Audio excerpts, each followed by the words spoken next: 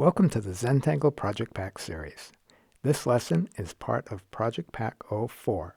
My name is Rick. And I'm Maria. Project Pack 4 is designed around a specific project we're calling the Zentangle Spinner.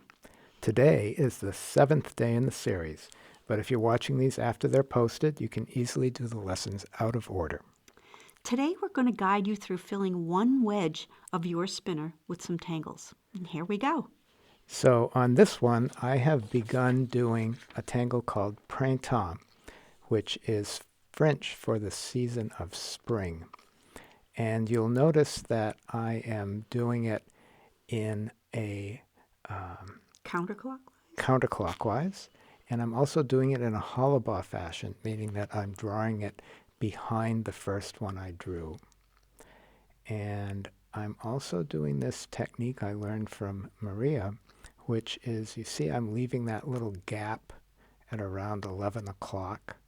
So that is what we call a sparkle or a highlight, and we will use that. It just adds a little bit of interest, sort of like on a old-fashioned woodcut.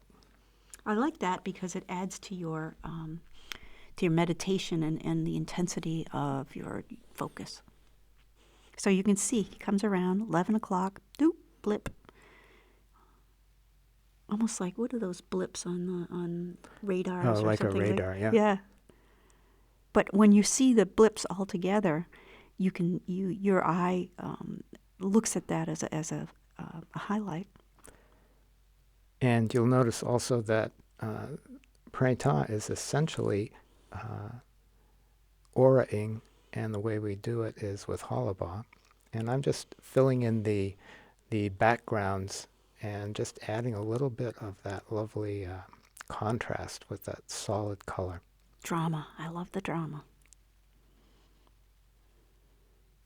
Really makes a difference. Cool. Right? That's a cool little printemps.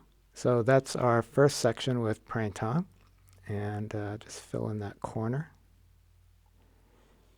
And the next tangle that we're going to do is a tangle we call rain. You know why? Tell me.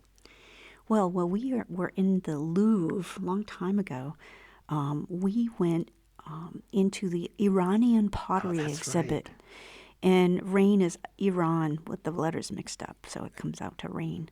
But this particular pattern was all over the exhibit. It seemed to be one of the most popular ones, and it went back, way, way back, right? Yeah, so this was about, I think it was, I'm guessing now, but I think it was about 4000 BC. Yeah. And we had actually gone there, and that's the only exhibit we saw in the entire Louvre. It was so fascinating. We never got a chance. Yeah. They closed the building before we had a chance to go in another room. And they let us take pictures. You can take pictures there. So we were just photographing because it was such a wealth of patterns and these really basic patterns. So this pattern that starts with a line and then a zigzag through the line, and then you fill in those zigzags, and it makes this really beautiful, almost like the tail of a kite or something. It's really just so beautiful. And Rick here is going to aura this whole thing. And adding an aura or multiple auras is a great technique, and we'll use that very often. And it's wonderful when you're having the tangle that you're auraing next to another tangle or over another tangle. And I think we play with that when we do the shading of it. And of course, this one snuck out of its zone. So I'm jumping right into the next tangle, which is one that we call fracas or fracas. Fracas. And I don't know why. And this one, we have multiple lines, actually 4 lines, that all cross at the same place. And they can be straight, or as you see, they could be curved. So he's auraing these triangular shapes. It's a little confusing there because there is a line that goes down through the middle, but it's not part of the tangle. Yeah, so that is a string line. It's pre-printed on this spinner. And one of the characteristics of a string is that we always draw them in pencil. And the reason we draw them in pencil is so that you can have them there to take advantage of, or you can ignore them. Disregard, yeah. And so you can... So we printed them in pencil. Yeah, so they're printed as if they're drawn in pencil. Here we're doing that hollowbar technique with the fracas that, or the rain that rained through into the other section. Yeah.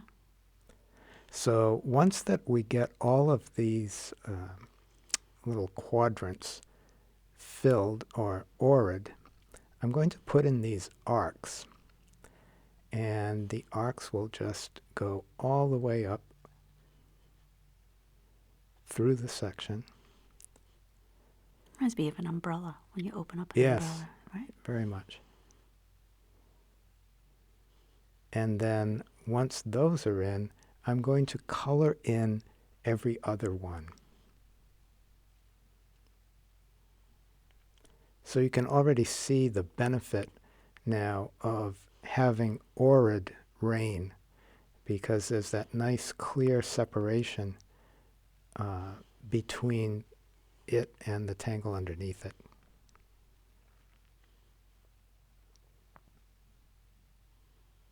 We should use this more often. I forget to use this. And it's a really great drama tangle because you've got that nice black and white going on, that striping and a little bit of curved.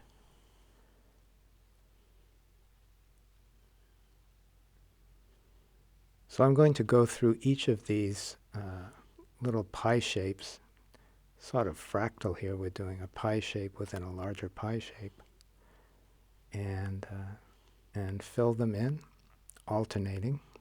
Really enjoying that time of filling them in. Yeah, it's pretty in your face. You can't not focus on this one, huh? It's really cool.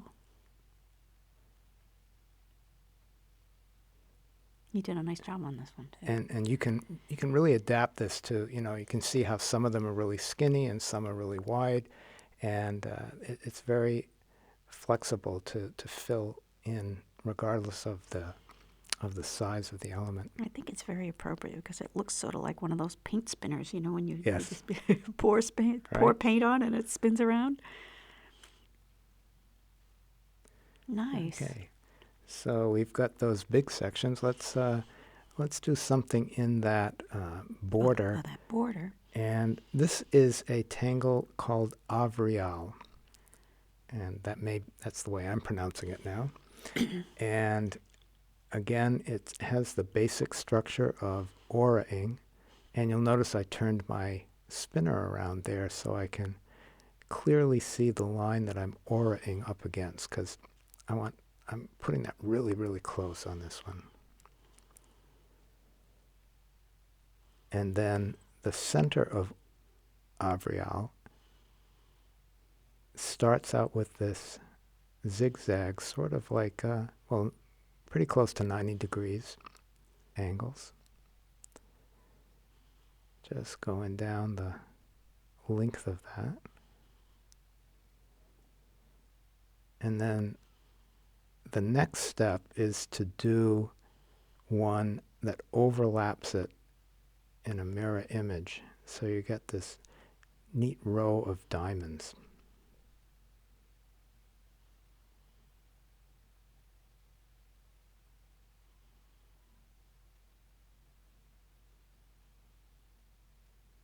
Nice. So that's basically setting it up for a fill. And we're just going to do some alternating or lines, but I'm just going to put it on half of one of the diamonds.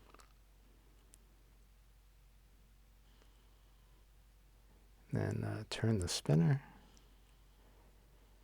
and we'll fill in some other sections. And having those lines that are close together going in opposite directions, it creates a neat effect.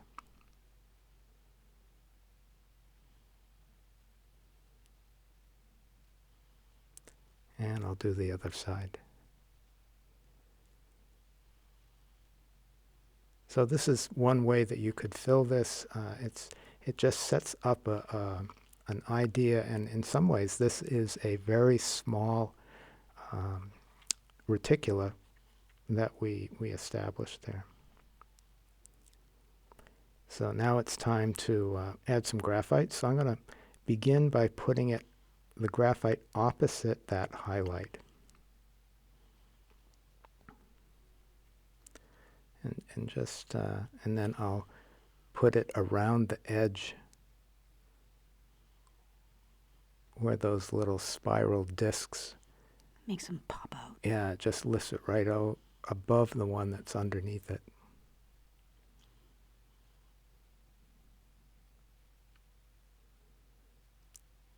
So any tangle that you're working with that has a hollow bar event in it is an open invitation for a shading to emphasize that. And with your handy-dandy tortillon, smoothing those out, it just feels good to use the tortillon. I love it. Yeah, and it just, the analogy we're working on now, or I'm working on now, is that it's sort of like putting frosting on the cake, and you put the big chunk of frosting on with the graphite pen, and then, the graphite pencil, and then spread it around with the tortillon. Oh, this is not an unexpected thing to do. I wasn't expecting that. So here I'm going right up against the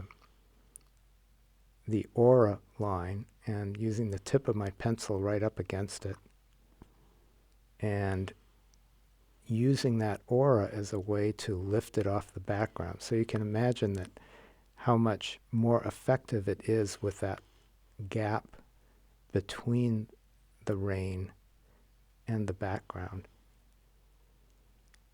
And then how beautifully the tortillon can just pull that away and smooth it.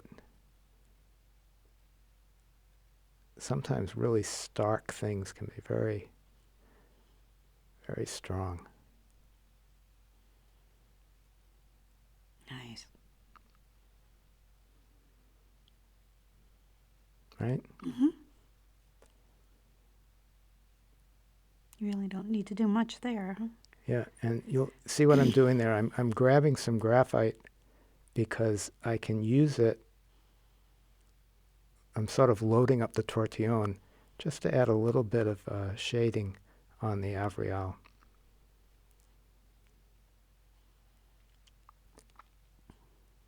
So on Frecus, I'm going to go on each edge, and you'll see how I'm only putting the graphite on the paper, because you don't need to add graphite where the ink is. And then I'm smoothing it in, being careful even on those narrow ones to leave a little bit of ungraphited ones in the middle, so that you've got the contrast. Yeah. You don't have shadow unless you have highlights. And then that's cool. grabbing the white chalk. The white chalk. So if you have one, we didn't include one in this pack, but good chance you may have one, and I just couldn't resist on this because it's such a dramatic little touch. So there we have day 7, and look forward to sharing our adventure, continuing it in day 8. Okay. And look forward to seeing what you're doing. So thanks so much. Bye. Bye now.